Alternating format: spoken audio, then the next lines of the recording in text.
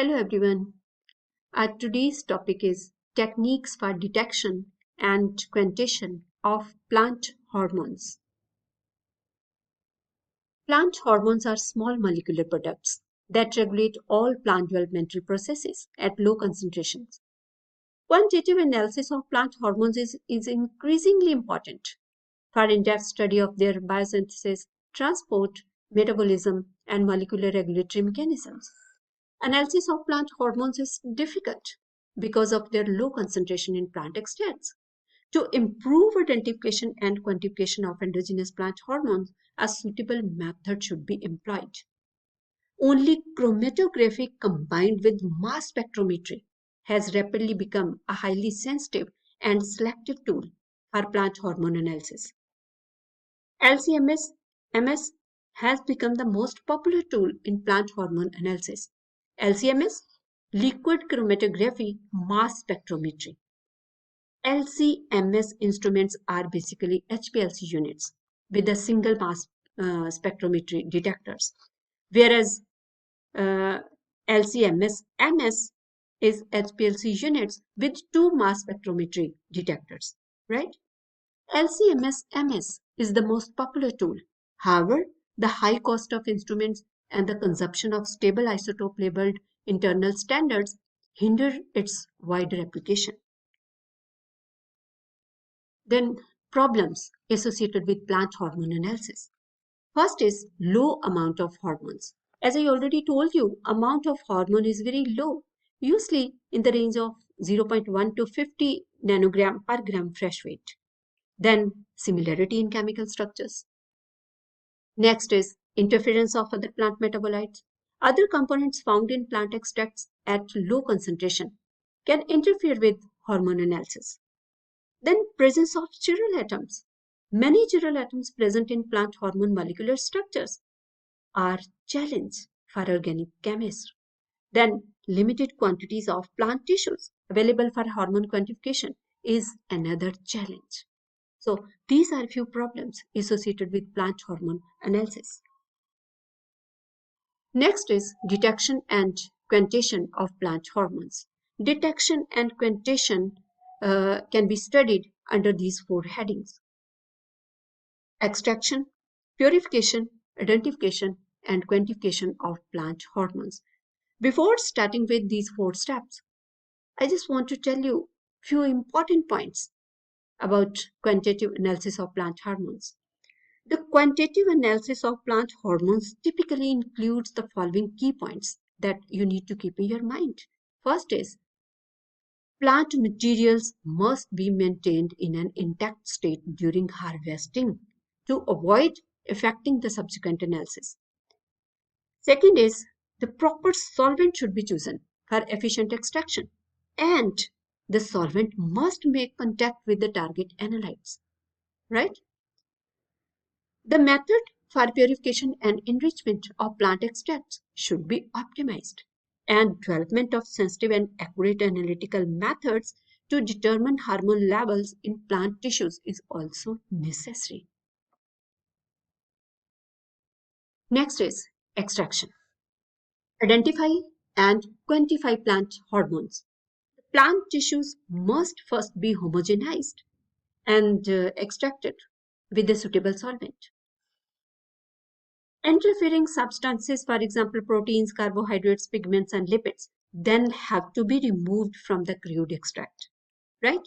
So, homogenization can be performed by grinding fresh or frozen plant material in cold extraction medium using knife homogenizers, or by grinding dry frozen plant material with a mortar and pestle, and also in plastic vials using a pestle mounted on an electric drill or with ball grinders.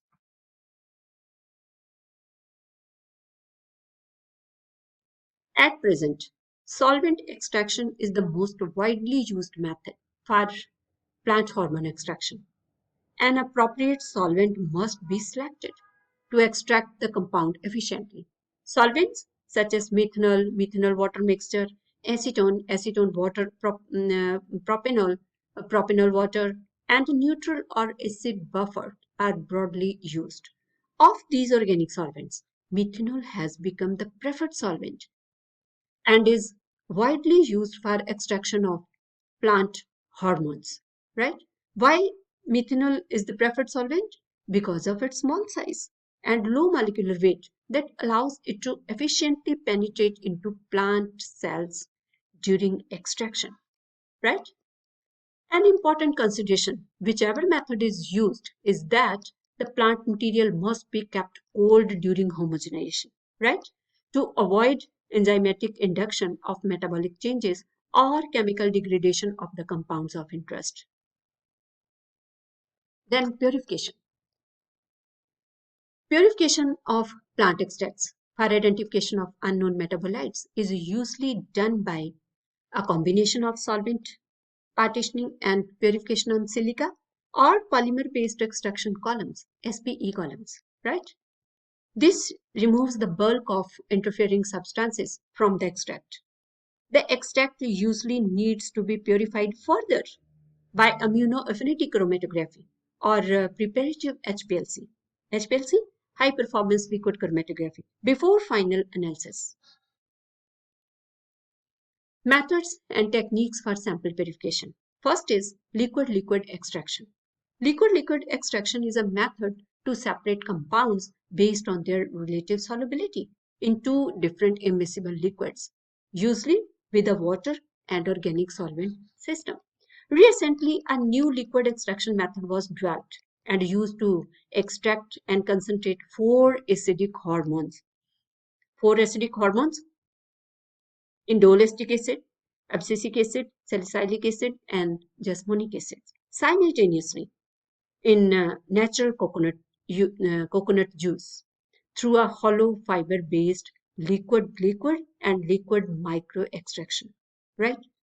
Next is solid phase extraction, SPE.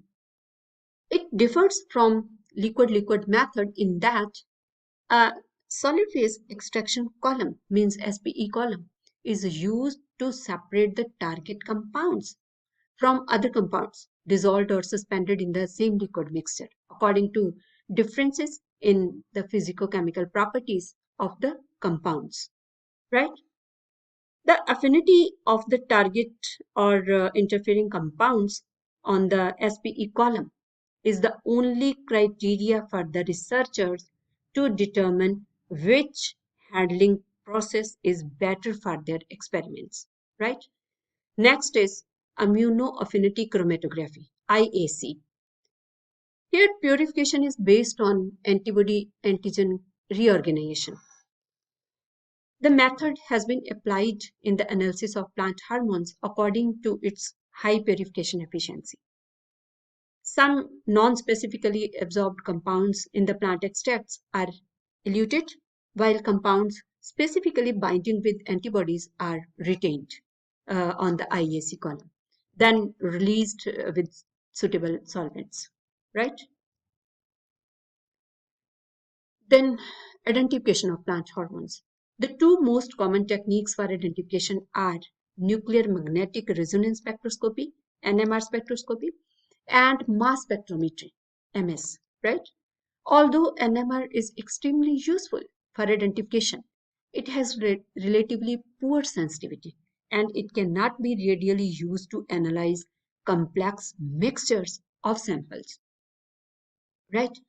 Hence, mass spectrometry has become the analytical method of choice for the identification and quantification of plant hormones, right? A mass spectrometer is an instrument in which molecules are introduced into an ion source and ionized by different kinds of energies, depending on the type of instrument, right? The masses of the ions formed are then detected, and the resulting mass spectrum provides a fingerprint of the compound. As you can see here, the fingerprints of gibberellic acid, right? Then mass spectrum obtained, as you can see here, is compared with the spectrum from a standard. This is the spectrum of a standard. You can see here figure A showing the total ion chromatogram with the peak corresponding to gibberellic acid, means here Ga1-MeTMS, because purified extract have analyzed following derivatization with the diazomethane and TMS, trimethyl silations, right? You can see here peak of gibberellic acid, this one, right? And figure B, this is the mass spectrum and retention index obtained for the putative Ga1, means gibberellic acid. It was compared with corresponding data for a Ga1-MeTMS standard, right? Then last step is quantification of plant hormones. The most widely used method for quantification of plant hormones today is isotope dilution analysis by mass spectrometry, right? This method gives quantitative results of high accuracy and precision. In this method, a known amount of an analog of the analyte of interest labeled with stable isotope, which is added to the sample as early in the purification process as possible, right? During the purification procedure, ratio of unlabeled, means endogenous, to labeled analyte should remain unchanged, irrespective of sample losses, right? Then intensity of specific ions formed from the unlabeled and labeled compound can then be measured by mass spectrometry. And then the ratio between the ion intensities can be used to estimate the concentration of the endogenous compound in the sample. It is also important to analyze blank sample. Blank means a sample without plant material, purified in exactly the same way as ordinary samples. Why? To monitor possible contamination of solvents, glassware, or other laboratory equipments, right? If the final analysis is to be done by tandem mass spectrometry, MSMS, extensive purification of the sample is usually not necessary. Why? Due to the high selectivity of the MSMS analysis.